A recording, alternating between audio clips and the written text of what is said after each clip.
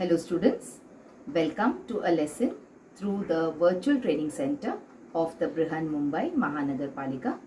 My name is Shraddha teacher, and in this lockdown period, since we are not able to go to school, children, we will be doing many lessons here online through the virtual class. So come on, let's proceed to our lesson for today. Hello children, let me welcome you to a lesson in English here through the virtual class for standard 4th. Now children, the name of the lesson is Aesop's Fables. So before we go to the stories and before we try and understand what the stories are about, let us try and see who Aesop was and what is the meaning of fables. So a fable is actually a kind of a story. Okay, now a fable is a short and simple story. So now there are many short and simple stories. Then what are fables? Fables are those stories which have animals as characters.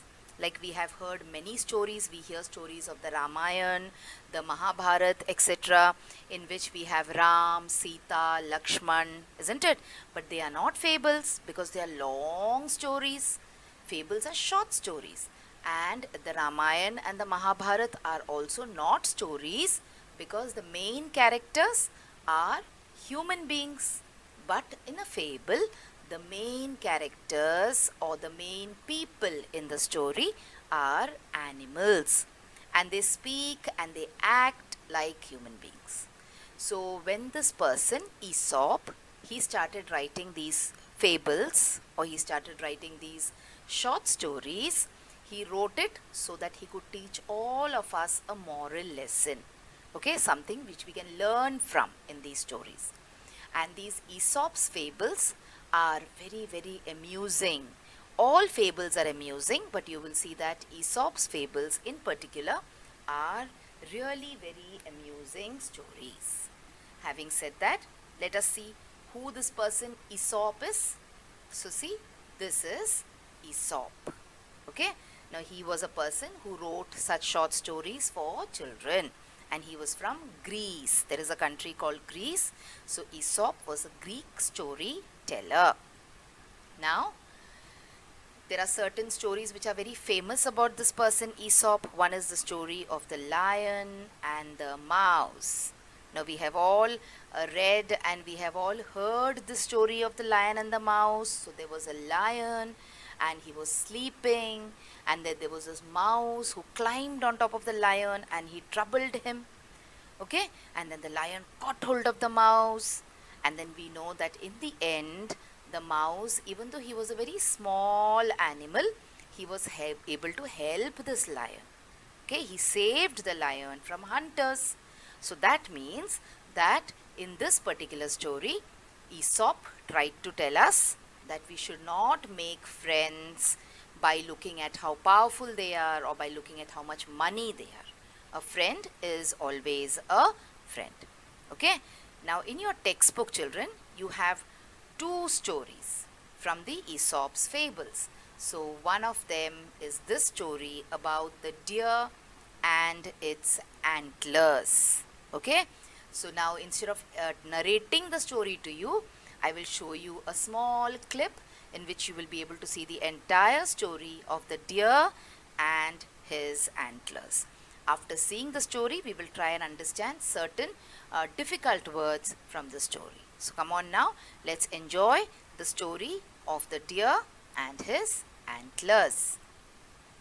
The Stag's Antlers. Once, a stag felt thirsty. He went to a lake to drink water. As he bent his neck to drink water, he looked at his reflection in water.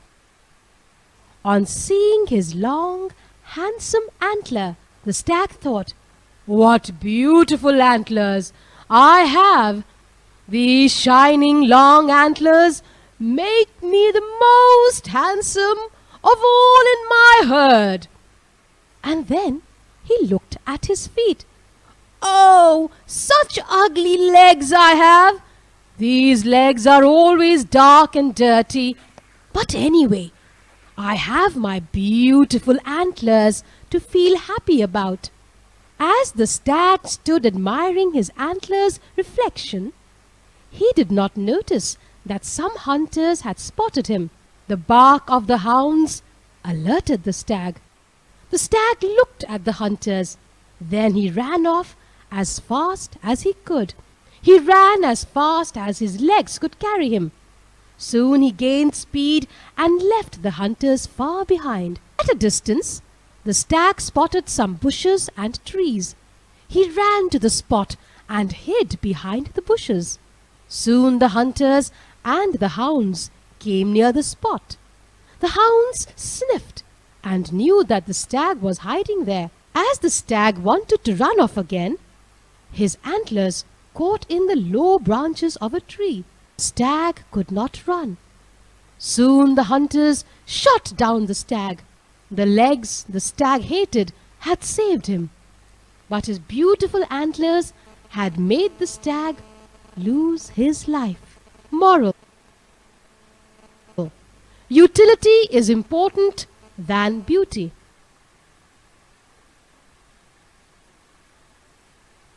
Okay, children, so you saw the story of the deer or the stag as it is called and its antlers. Now, what did we learn from the story? That it is very, very important for us to think about how useful a thing is and not how beautiful a thing is. Okay, now let us look at some meanings now from this story. So we have the word antlers in your textbook, isn't it? So what is the meaning of antlers? See here, see the deer or the stag? Can you see his beautiful horns?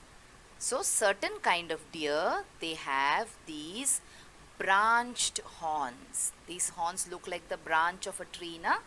And these kind of horns are called as antlers. So what are antlers? Branch shaped horns of trees are called antlers. Come on, let's see one more meaning now here from the textbook. So this is to brood. So what is the meaning of to brood? Now brooding is an action. Okay, when you brood, see, you look like this. Alright, so brooding means what? Brooding means to think and worry about something. Now you know the situation today, na children? We are all going through, or we are all fighting this COVID pandemic, isn't it? And all of us at some point of the other, we tend to brood. We will start thinking, we start worrying about whether the disease will get us and whether we will be able to survive. Okay, so such negative thoughts when they come to our mind, and when we start worrying about these negative thoughts, it is said that we are brooding. Okay, now let us look at one more meaning from your textbook. So this is spindly. So what is spindly? See, look at the legs of this deer. So how do the legs of this deer look? They are very thin, they are very skinny, isn't it? These kind of skinny and thin things are called as spindly things. So in this case, our stag's legs were thin or skinny. That is why they said that the stag's legs were spindly. Okay? See, look at this. And what is the meaning of a thicket? There is this word thicket in your textbook. So what is the meaning of thicket? See, this is a thicket. When there is a very, you can say bushy place, where there is a very place where you get in and it becomes difficult for you to get out. Alright, so a thicket means a dense group of bushes or trees. Okay, children, so this was about the first story about the stag and his antlers. Okay, now we have one more story in the textbook, and the name of that story is The Dog and the Manger. But before we go there is one more meaning for us to see. Entangle. See this meaning? Entangle, this word. Entangling means to get stuck in something. Now look at the deer's horns or the antlers. They have got entangled in the thicket. Okay, so entangling means getting stuck. Alright, now let's come to the next story in our textbook. The story is The Dog in the Manger. Now here is again a story about a dog who goes and who sleeps in the manger. Now what is a manger? A manger is a kind of a container where you give fodder or hay to these cattle, that is the cows, the bulls, the horses, etc. Now the dog has got no business in the manger, isn't it? The manger belongs to the cows and the bulls and the horses, but this dog, he goes and he sleeps in the manger, and when the ox comes to eat grass, this dog starts threatening him, doing dadagiri. Okay, so that is about the dog in the manger. So let us see the story, and then we will look at a few words from this before we wind up today. So this is a story of the dog and the bull. Okay, and how the dog starts threatening the bull when the bull enters the manger.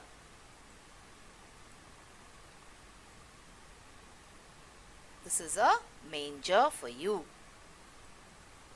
So it is a container or it is a trough which is used to feed animals like cows and horses. And in our story we have an ox, okay, or a bull. So let's start by watching the story. It was a very hot and sunny afternoon. To escape the heat, a dog went inside a manger and lay on a pile of hay that was stocked inside. Soon, a hungry ox saw the hay in the manger and came towards it. He thought, "If I could have some hay, I would satisfy my hunger. Once that is done, I can go back to work, pulling the heavy cart down the road."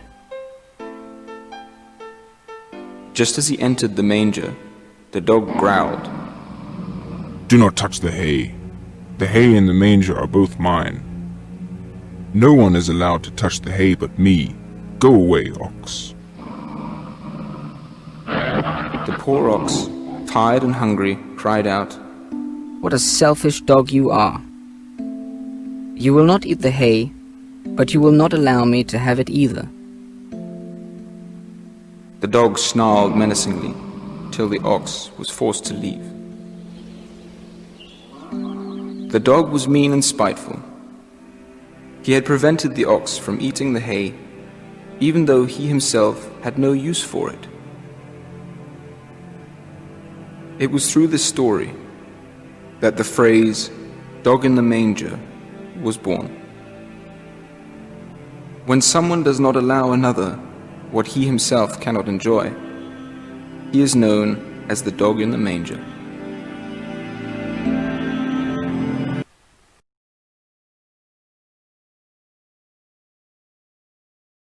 So children, wasn't that a wonderful video? And did you enjoy watching it? So if you want to watch more such videos in future, then please like this video and also subscribe to our channel, the MCGM Portal for Education, and also hit the bell button so that you get notified whenever I upload a new video here. Thank you so much for now. Let's meet again soon.